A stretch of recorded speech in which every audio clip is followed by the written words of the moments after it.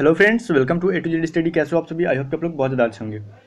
Guys देखिए, यहाँ पे सबसे पहले तो मैं आपको एक नोटिफिकेशन ये दूंगा, जितने मेरे पुराने सब्सक्राइबर हैं, जितने मेरे पुराने व्यूवर हैं, डिफेंस के बच्चे सभी। अभी तक तो मैं डिफेंस की प्रिपरेशन करा था, बट अभी कुछ बच्चे जो एनटीपीसी के फॉर्म भरने वाले जो 12th पास हैं, ठीक है। 12th पास बच्चे जो जिनका भी 18 हो गया है, ठीक है, मतलब 18 साल के हो गए हैं और उनका 12th में 50% या इससे ज़्यादा है, तो आप एनटीपीसी के फॉर्म को जरूर अप्लाई करना आप लोग। पहले बात तो आपके लिए नोटिफिकेशन ये था। और भी अब बहुत सारे बच्चे न्यू जुड़ने वाले अपने चैनल के साथ, बिकॉज एनटीपीसी कंप्लीट प्रिपरेशन होगी अपने चैनल पे भी, तो उन लोग के लिए खास करके न्यूज़ है। आप सभी का वेलकम है हमारे चैनल पे, अगर फर्स्ट बार आप आ रहे हो तो। और हाँ, पूरा पेशेंट के साथ सुनो, मैं आपको कंप्लीट यहाँ पे नॉलेज दे रहा हूँ, जानकारी दे दूंगा कि CBT 1 में क्या सिलेबस होगा, किस किस चैप्टर से आने वाला है, CBT 2 में क्या होगा, ठीक है। उसके बाद आपको किस तरीके से क्या होगा, फिर से इसके बाद ये भी जानेंगे प्रीवियस ईयर की स्टेज 1 में कट ऑफ क्या रही थी हर एक बोर्ड के अकॉर्डिंग, ठीक है।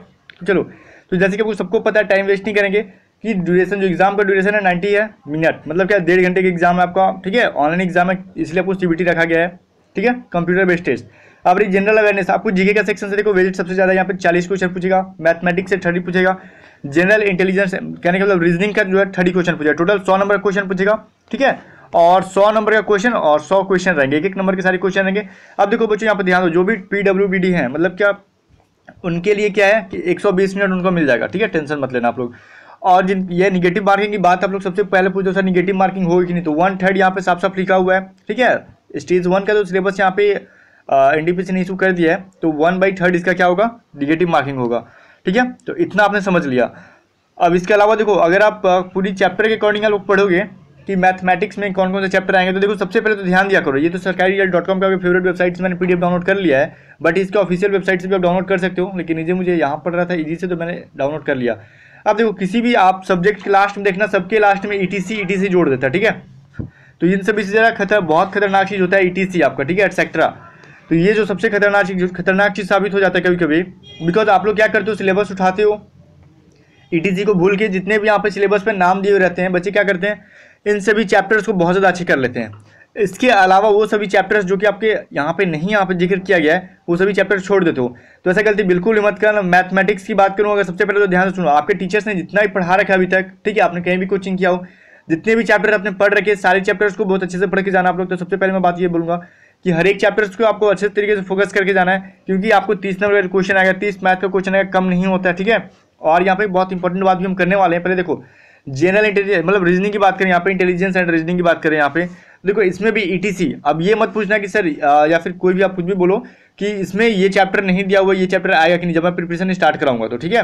बिकॉज यहाँ पे ETC बहुत खतरनाक चीज़ होता है, मतलब आगे जाके यहाँ पे चैप्टर का नाम क्लियर नहीं है, वो एग्जाम में दिख जाता है ना, तो बोलते हैं बच्चे कि यहाँ पे तो नाम था ही नहीं, अरे तो ये ETC एटसेट्रा दे क्यों रखा है, इसलिए ना, ठीक है। अब जनरल अवेयरनेस की बात करें तो इसकी प्रिपरेशन मैं आपको एनटीपीसी की नहीं करा सकता, ठीक है, नहीं कराऊंगा, बिकॉज अभी फिलहाल आपको पता है जैसे कि मैं अकेला कराता हूँ।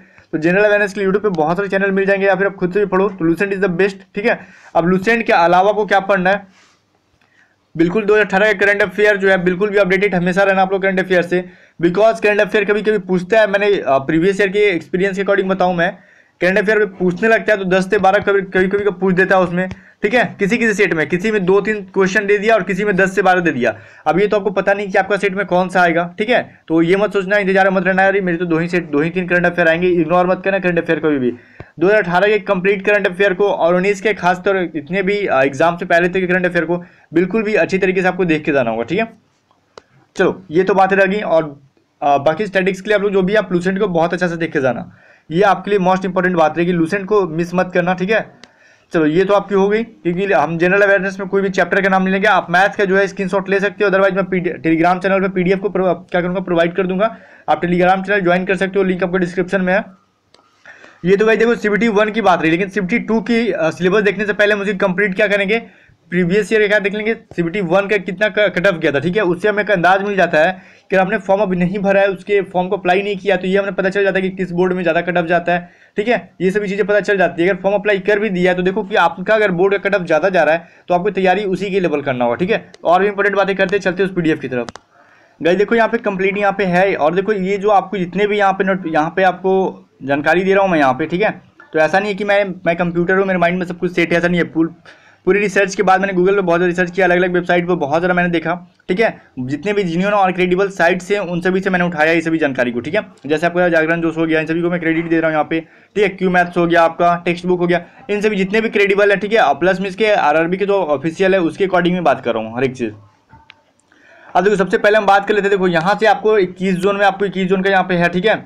लेकिन सबसे हाईएस्ट कहाँ गया था आपका, सबसे पहले देखो हाईएस्ट गया था आपका चंडीगढ़ का, ठीक है। हाईएस्ट कटअप गया था स्टेज 1 का प्रीवियस ईयर में चंडीगढ़ का, ठीक है। ये आपका जनरल कैटेगरी का रखा। और एक बात हमें ध्यान से समझना, आप जनरल कैटेगरी से बिलोंग करते हो, ओबीसी हो या फिर एससी हो या फिर एसटी हो, अगर आप मेरे साथ स्टडी कर रहे हो, मैं आपको पढ़ा रहा हूँ, आप मेरे से पढ़ रहे हो, तो कभी भी मैं ये मानी रख के नहीं पढ़ाता कि किस कैटेगरी से आते हो।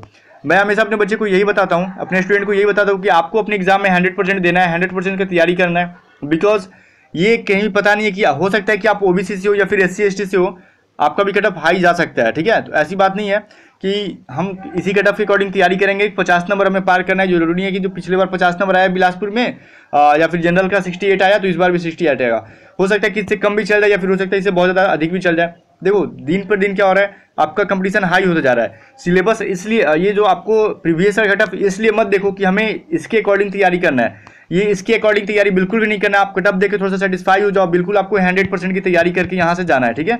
यहाँ से खुद से जहाँ से भी तैयारी करो 100% की तैयारी करके जाना है। बिकॉज 100% करोगे तभी आप 80 to 90% स्कोर कर पाओगे, ठीक है। चलो ये सभी बातें अलग थी। अब हाईएस्ट कहाँ थी, चंडीगढ़ के देखो 82.27, ठीक है, ये आपकी हाईएस्ट रह गई थी। अब बाकी अगर हम पूरी करें, अगर जोन वाइज कर दे तो अहमदाबाद का देखो 72.86, ठीक है, और ओबीसी का था 64.91।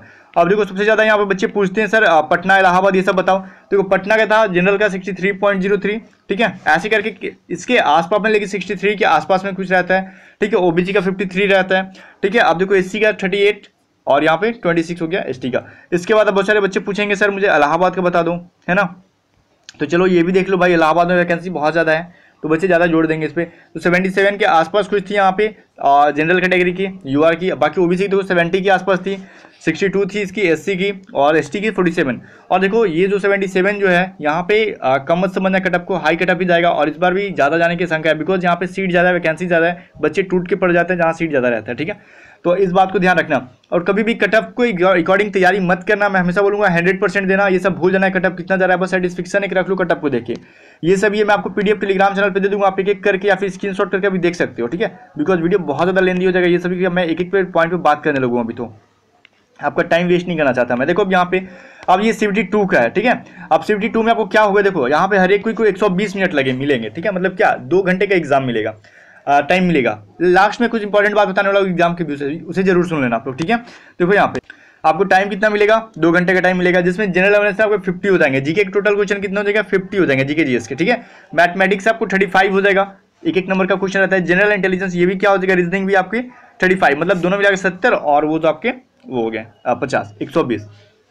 ये तो आपको हो गया 90 मिनट का टाइम मिलेगा। सॉरी टाइम आपको 120 नहीं मिलेगा, 90 मिनट का ही टाइम मिलेगा, मैंने गलती बोल दिया। ये भी 120 नंबर का जो है आपका मार्क्स है, इसके लिए मैं सॉरी बोल रहा हूँ, 1.5 घंटे का ही है। अब देखो इसके अलावा ये भी आपका ऑब्जेक्टिव रहेगा। मेंस का बच्चे ध्यान आता है तो सोचते हैं मेंस कैसा होगा। मेंस ये भी जो आपका ऑब्जेक्टिव टाइप ही रहेगा, 120 क्वेश्चन रहेंगे, ठीक है। 90 मिनट का टाइम रहेगा, 1/3 इसमें भी निगेटिव मार्किंग रहेगा।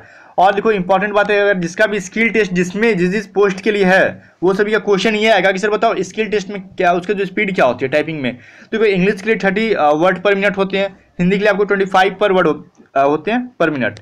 यहाँ पे जरा कंफ्यूज मत होना आप लोग, मैंने टाइमिंग में कुछ गलत अभी बोल दिया था, ठीक है। यहाँ पे कंफ्यूज बिल्कुल नहीं होना है आपको। आपको टोटल 120 क्वेश्चन 120 नंबर के रहते हैं, 90 मिनट 1.5 घंटे टाइम मिलते हैं CBT 2 में। तो पहला काम होगा CBT 1 क्लियर करो। अब देखो इंपॉर्टेंट सबसे मोस्ट इंपॉर्टेंट बात मैं ये बोल रहा हूँ, आप CBT 1 देने जाओ या फिर CBT 2 देने जाओ, ठीक है। CBT 2 देने जाओ, आपके पास एक चीज का ध्यान रखना, आप ये मत सोचना कि हमारा जब जनरल अवेयरनेस स्टार्ट हो गया तो सीरीज आएगा 1 से 2 3, मतलब क्या जैसे हमारा फर्स्ट फ्लोर में 40 है तो 1 से लेकर 40 तक आएगा आपका क्या जनरल अवेयरनेस आएगा। तो ऐसा बिल्कुल नहीं है, रैंडमली क्वेश्चन देता है। पिछली बार ऐसा ही दिया था, इसके अकॉर्डिंग मैं बोल रहा हूँ, रैंडमली क्वेश्चन देता था। 1 नंबर पे जीके दे दिया तो 2 नंबर पे मैथ दे दिया, 3 नंबर पे फिर मैथ दे दिया तो फिर रीजनिंग दे दिया। इस तरीके से क्वेश्चन कर देता है जब रैंडमली, मतलब कुछ भी कभी आपके कुछ भी आ सकता है आपके सामने। तो इसके लिए हमेशा तत्पर रहना, ज़्यादा से ज़्यादा आप लोग ऑनलाइन मॉक टेस्ट कर लेना, मेरा सजेशन यही रहेगा। इसके अलावा आप क्या करना, चैनल को सब्सक्राइब करके हमारे साथ बने रहना, बिकॉज मैं कंप्लीट प्रिपरेशन कराऊंगा आपको। देखो जीके की मैं नहीं बोल सकता, जीके की आपको रैंडमली वीडियो मैं दूंगा अल्टरनेट करके, ठीक है, बैक टू बैक दूंगा, डेली नहीं दूंगा। अब जहाँ तक रीजनिंग की बात रही और मैथ की रही, देखो रीजनिंग की जितने भी क्वेश्चन आएंगे उसमें से आप जैसे कि आपके टोटल 30 क्वेश्चन आने वाले रीजनिंग के, आप 30 स्कोर करोगे मेरे पढ़ाई हुए से, मैं ऐसी गारंटी ले रहा हूँ, ठीक है। 30 स्कोर करोगे मेरे पढ़ाई हुए से, अगर आप सीरियस वे में पढ़ते हो तो। और इसी रेगुलर क्लास में होली के बाद स्टार्ट करने वाला हूँ, टेंशन मत लो, होली अच्छे से मनाओ, ठीक है, एंजॉय करो उसके बाद। और मैथ की जहाँ तक बात करूँ, मैथ अगर करा दूँ तो आप अच्छे से पढ़ लो, मैथ हमेशा सबका अच्छा नहीं होता, फिर भी आप 30 में 20+, 25+ स्कोर कर जाओगे। जो भी अगर सीरियस वे में देख रहा है तो 30 भी करेगा, ठीक है। बिकॉज मैथ और रीजनिंग ऐसा होता है जहाँ बहुत ही बच्चे चाव से मारते हैं, इसका कोई लिमिटेशन होता है, इसका लिमिटेशन होता है रीजनिंग मैथ का, लेकिन जीके जो है कोई लिमिट नहीं है, आपके सामने क्या दे देगा, बहुत ही बेतुका टाइप का कुछ भी क्वेश्चन मिल जाता है, तो वैसे कंडीशन में सोचना पड़ जाता है। लेकिन जीके मैथ और रीजनिंग का क्वेश्चन ऐसा देगा कि आप बिल्कुल अच्छे से बनाओगे, लेकिन हाँ बशर्ते आपका प्रिपरेशन अच्छा होना चाहिए। तो टेंशन मत लो, A to Z स्टडी आपके साथ है। और जो भी मेरे पुराने सब्सक्राइबर्स हैं, आप लोग अगर मिस कर रहे हो इस अपडेट को तो प्लीज़ मिस मत करना, इस फॉर्म को जरूर से जरूर आप लोग फिलअप करना, ठीक है। और मैं यही आपसे इंपॉर्टेंट न्यूज़ थी, रैंडमली क्वेश्चन को ध्यान में रखना, ऑनलाइन प्रैक्टिस से ज़्यादा करना। टेलीग्राम चैनल ज्वाइन कर जरूर करना, A to Z स्टडी आप लिख के भी सर्च कर सकते हो टेलीग्राम पर, ठीक है, चैनल के नाम के अकॉर्डिंग। चलो बेस्ट ऑफ लक, तैयारी करो, होली के बाद कंटिन्यू क्लास हम लोग करेंगे। चैनल को सब्सक्राइब करके थोड़ा सा वेट करना, पेशेंस करना, और न्यू जितने भी सब्सक्राइबर्स हैं, व्यूवर्स हैं, आप सभी का वेलकम है आपके अपने channel A to Z study पे।